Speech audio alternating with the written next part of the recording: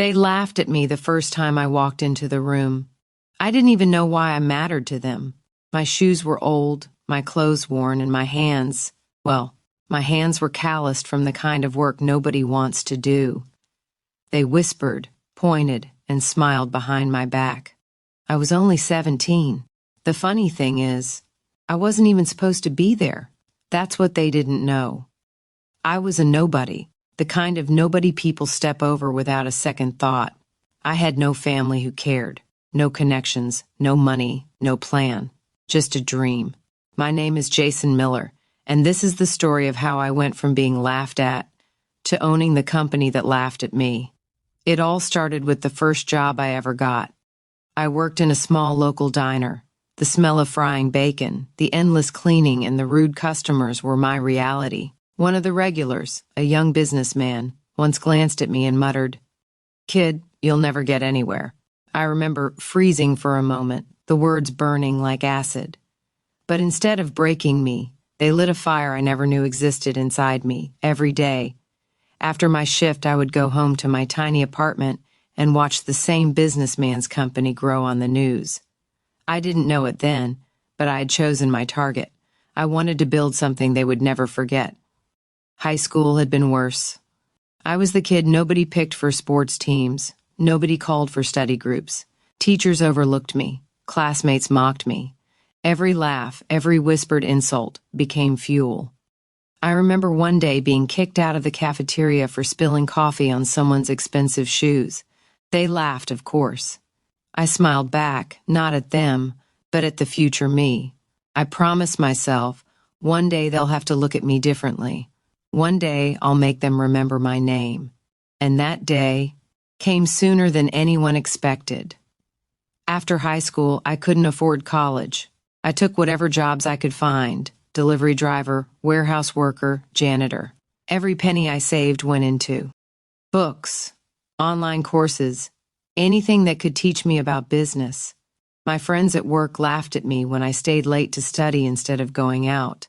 But I didn't care. I knew they didn't see the world like I did. The turning point came unexpectedly. One day, while delivering supplies to a small tech company, I noticed something that no one else did. Their internal systems were messy, inefficient. Their sales reports were outdated. Most employees were too comfortable to notice the obvious. I saw opportunity.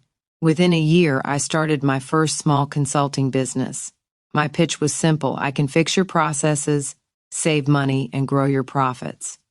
I didn't have a fancy title, a degree, or a polished office. I had confidence, knowledge, and grit.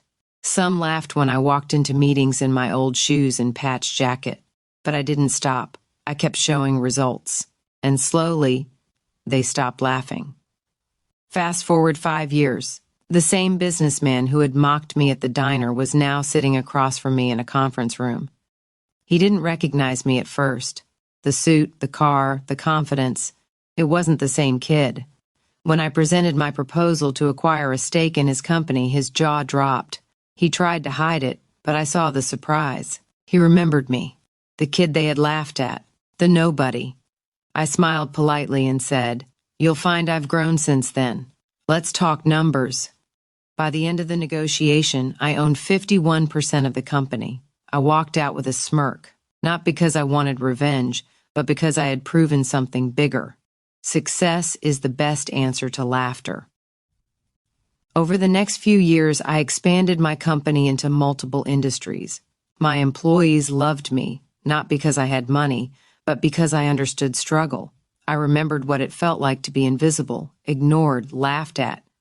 The same people who mocked me, some tried to contact me, offering apologies, favors, connections. I ignored most.